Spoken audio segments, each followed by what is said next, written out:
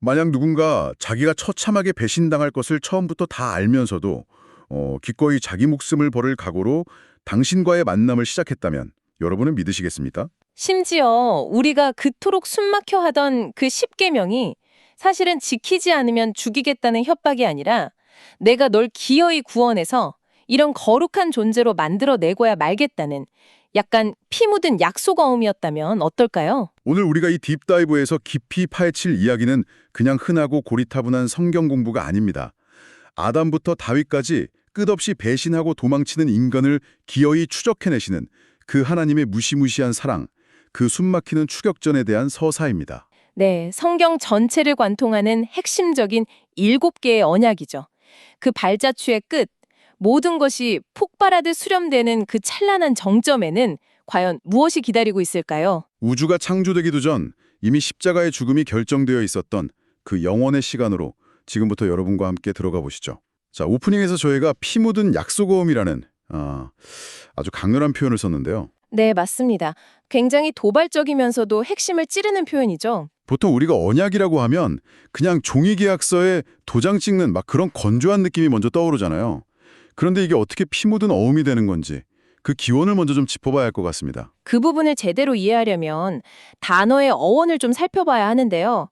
히브리어로 언약을 뜻하는 단어가 베리트입니다. 근데 이 베리트라는 단어의 원래 뜻이 쪼개다 혹은 자르다라는 의미를 가지고 있거든요. 자르다요? 그러니까 무언가를 물리적으로 반으로 가른다는 뜻인가요? 네, 정확합니다. 고대 중동 지역에서는 왕과 신하 혹은 국가 간의 조약을 맺을 때 아주 기괴하고 끔찍한 의식을 치렀는데요. 짐승들을 가져와서 정확히 반으로 쪼개고 양쪽으로 벌려놓는 겁니다. 아, 그 피투성이가 된 고기를 양옆에 늘어놓는 거군요. 맞아요. 그리고 조약을 맺는 양 당사자들이 그 쪼개진 짐승들 사이로 난 피굣길을 함께 걸어가는 거죠. 이게 무슨 뜻이겠습니까? 만약 우리 중 누구라도 이 약속을 어기면 지금 쪼개진 이 짐승들처럼 똑같이 찢어 죽임을 당할 거라는 아주 살벌한 생명의 담보였던 겁니다. 와, 그 당시 사람들에게는 말이나 글보다 훨씬 직관적이고 소름 돋는 경고였겠네요. 그런데 이 잔혹한 고대의 방식이 성경 본문에도 진짜 등장하나요? 네, 등장합니다. 창세기 15장을 보면 하나님과 아브라함이 처음으로 언약을 맺는 장면이 나오는데요. 하나님께서 아브라함에게 짐승들을 반으로 쪼개서 마주보게 놓으라고 직접 지시하시죠. 아, 똑같은 의식을 준비하게 하신 거네요. 네.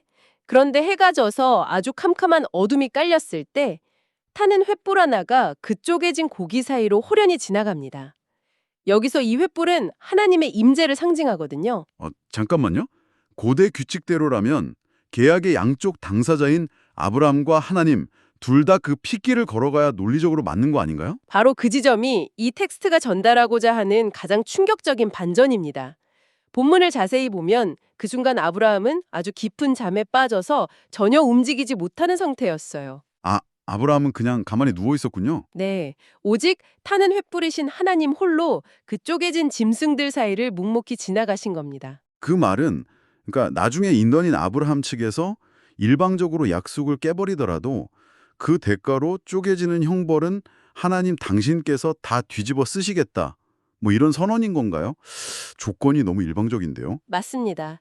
절대적인 권력을 가진 분이 약자를 향해서 네가 언약을 파기해서 받아야 할 그 끔찍한 파멸의 대가를 내가 내 몸을 쪼개서라도 기어이 홀로 짊어지겠다. 이것이 바로 이 서사가 말하는 언약, 즉 일방적이고 무조건적인 은혜의 선포인 거죠. 세상에. 이야기를 듣다 보니까 약간 이런 비유가 떠오르네요. 마치 어떤 부모가 아이를 입양하기도 전에 이 아이가 나중에 엄청난 사고를 치고 막대한 빚을 지게 될 걸 다 알고서도 네, 실패할 걸 뻔히 알면서도 말이죠. 네, 다 알면서도 자기 전 재산이랑 생명까지 내어주겠다고 아예 법적으로 확정을 지어놓고 입양 절차를 밟는 거랑 똑같은 거잖아요. 진짜 상식을 파괴하는 엄청난 사랑이네요. 그 비유를 조금 더 확장해 볼까요? 이 세계관에서 더욱 놀라운 점은요. 그 말도 안 되는 법적 확정이 시간과 공간, 즉 이 물질 우주가 창조되기도 전에 이미 다 끝난 상태였다는 겁니다. 우주가 창조되기도 전이요? 아예 시간이라는 개념조차 없었을 때를 말씀하시는 건가요? 네, 이걸 신학적 용어로 창세전 언약이라고 부르는데요. 혼돈과 흑암조차 없던 그 영원의 시간 속에서 성부, 성자, 성령 하나님께서 이미 서로 완벽한 언약을 맺으셨다는 겁니다. 창조도 하기 전에 벌써 십자가 희생을 기획하셨다는 거네요? 맞아요. 성부 하나님은 아들을 내어주시기로 하고 성자 예수님은 그 뜻에 자발적으로 동의해서 십자가 대속의 희생을 치르기로, 그리고 성령 하나님은 믿는 자들 안에 내주하시기로, 이 모든 마스터 플랜을 세상이 만들어지기 전에 합의하셨다는 게 텍스트의 주장입니다. 근데 이 지점에서 많은 분들이 이런 근본적인 의문을 가지실 것 같아요. 전지전능하신 분이라면 굳이 왜 그런 복잡하고 고통스러운 과정을 기획하신 걸까요? 처음부터 애초에 절대로 배신하지 않을 완벽한 인간을 만들면 다 해결되는 거 아니었을까요? 아주 예리한 질문인데요. 그 답은 하나님이 성부, 성자, 성령, 즉 삼위일체로 존재하신다는 사실 자체에 숨어 있습니다. 이 세 위격이 한 분이라는 건 영원전부터 이미 그분들 안에 완벽하고 충만한 관계와 사랑이 존재했다는 뜻이거든요. 아, 관계적이고 무조건적인 사랑이 창조의 핵심 동력이라는 거군요. 네. 진짜 사랑은 기계처럼 프로그래밍된 대상과는 절대 나눌 수 없잖아요. 반드시 자유의지를 가진 대상의 자발적인 선택이 필요합니다.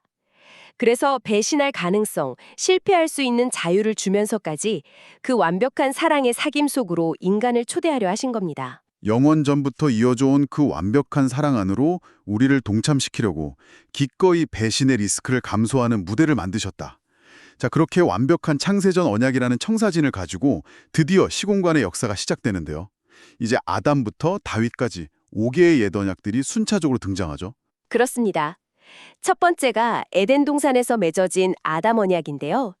아담과 하와는 세상을 다스리는 대리 통치자로 지음받았지만 단 하나의 조건이었던 선악과를 먹고 영적인 죽음을 맞이하죠. 아까 말씀하신 창세전 언약의 논리대로라면 하나님은 이 아담의 실패마저도 이미 예상하셨던 거잖아요?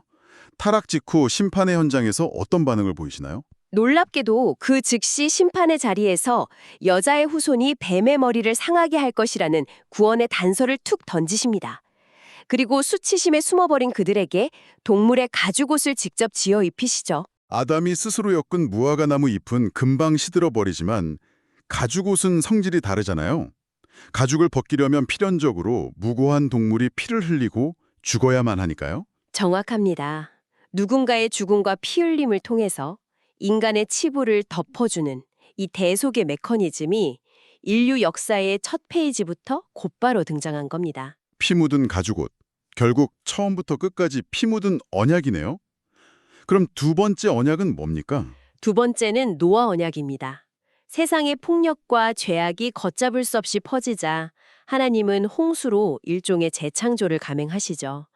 그리고 노아에게 무지개를 표징으로 주시면서 다시는 물로 세상을 멸망시키지 않겠다는 조건 없는 보존을 약속하십니다. 무지개는 참 아름다운 상징인데 그 이후의 인간들의 행보를 보면 전혀 아름답지 않거든요. 바벨탑 사건이 벌어지잖아요. 다시는 멸망시키지 않겠다는 약속을 받았으면서도 스스로 창조주만큼 높아지겠다고 하늘 끝까지 탑을 쌓아 올립니다. 네, 그게 바로 인간 내면에 깊이 뿌리내린 두려움과 자율성에 대한 광적인 집착을 상징하는 사건이죠.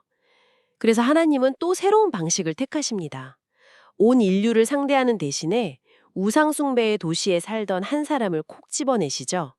여기서 세 번째 아브라함 언약이 시작됩니다. 너로 하여금 큰 민족을 이루고 모든 족속이 너를 통해 복을 받게 하겠다는 엄청난 스케일의 약속이었죠.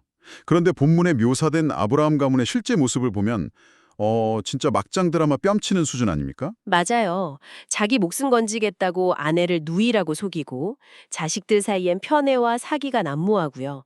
심지어 질투심에 눈이 멀어 동생 요셉을 노예로 팔아버리기까지 하죠. 인간의 도덕성만 보면 벌써 파기되어도 10번은 파기됐어야 할 언약인데 말이죠. 그게 핵심입니다. 텍스트는 그들의 도덕적 결함을 조금도 미화하지 않아요. 이 거대한 구원의 언약이 인간의 자격에 달린 게 아니라 쪼개진 고기 사이를 홀로 걸어가셨던 하나님의 신실하심으로 기어이 이끌어가고 계심을 증명하는 거죠. 그럼에도 불구하고 그 가문은 결국 이집트에서 수백 년간 노예로 전락하고 맙니다. 가장 비참한 밑바닥으로 떨어졌을 때 네 번째 언약이 등장하죠. 그 유명한 시내산에서의 모세 언약입니다. 네, 하나님은 노예 생활에서 건져낸 이스라엘 백성에게 십계명과 율법을 주십니다. 너희가 내 언약을 지키면 거룩한 제사장 나라가 될 거라는 조건이 붙은 언약이었죠. 잠깐만요. 여기서 진짜 근본적인 의문이 하나 드는데요. 아담부터 노아, 아브라함을 거치면서 인간이 숨쉬듯 배신한다는 걸 하나님이 제일 잘 아실 텐데 왜 굳이 지키면 복받고 못 지키면 저주받는 율법을 주신 걸까요? 애초에 못 지킬 걸 아시면서 주시는 건 너무 잔인한 거 아닌가요? 아주 훌륭한 질문입니다. 바울이라는 인물은 이 율법의 기능을 병원의 MRI 기기에 비유할 수 있도록 설명했는데요. 우리가 겉으로 멀쩡해 보이면 자기가 건강한 줄 착각하잖아요. 아, 내면을 정밀하게 찍어본다는 뜻이군요. 네, 율법이라는 정밀한 MRI를 들이대면 인간 내면 깊숙이 퍼져 있는 죄라는 악성 종양이 적나라하게 다 드러납니다. 율법은 병을 스스로 고치라고 주신 게 아니라 인간이 자기 힘으로는 절대 고칠 수 없는 치명적인 병에 걸려 있다는 걸 처절하게 깨닫게 하려는 목적이었습니다. 아하, 율법 자체로 구원받으라는 게 아니라 내 힘으로는 절대 불가능하다는 항복을 받아내기 위한 장치였군요. 실제로 모세가 산 위에서 율법을 받는 그 며칠을 못 참고 백성들은 산 아래에서 금송아지 우상을 만들잖아요. 시작도 전에 깨버린 거네요. 맞습니다. 그 이후로도 사사시대의 끔찍한 타락을 거쳐서 결국 그들은 보이지 않는 하나님의 통치를 거부하고 인간 왕을 세워달라고 요구하기에 이릅니다. 그래서 구약의 마지막을 장식하는 다섯 번째, 다윗 언약이 맺어지죠. 흔들리지 않는 영원한 왕국을 세워주시겠다고 하셨지만 정작 가장 위대하다던 인간 왕 다윗조차도 엄청난 죄를 짓잖아요. 네, 권력의 정점에서 다윗은 부하의 아내를 범하고 살인교사까지 저지릅니다. 결국 가장 이상적인 인간 왕의 민낯이 까발려진 거죠. 그 이후로 왕국은 반토막이 나고 성전은 파괴되고 바벨론으로 포로로 끌려가고요. 결국 말라기 선지자 이후에 400년이라는 기나긴 하나님의 침묵이 이어집니다. 이쯤 되면 인간 구원 프로젝트는 오늘부로 전면 폐기한다. 이렇게 선언해서도 할 말이 없는 상황 아닌가? 인간의 상식으로는 그게 100번 맞죠. 하지만 언약의 구조는 약속과 계명으로 이루어져 있습니다.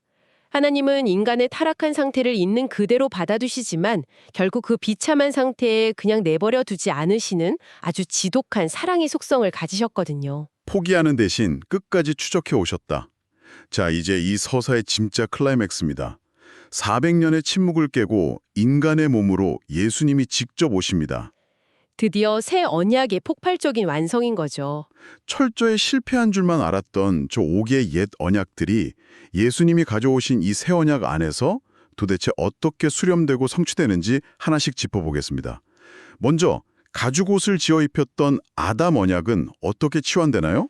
에덴 동산에서 동물의 피로 덮었던 사건은 불완전한 임시 방편이었죠.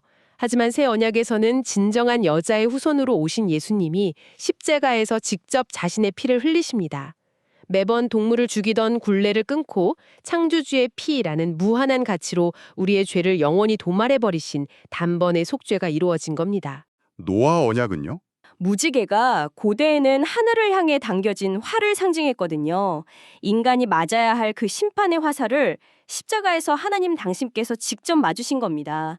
그 결과 피조 세계 전체가 완전히 새롭게 재창조되는 새 하늘과 새 땅의 도래로 완성이 되죠. 심판의 화살을 당신의 심장으로 받아내셨다. 와, 그럼 아브라함 언약은 어떻게 확장됩니까? 혈통적인 유대인이라는 아주 좁은 울타리가 산산조각 납니다.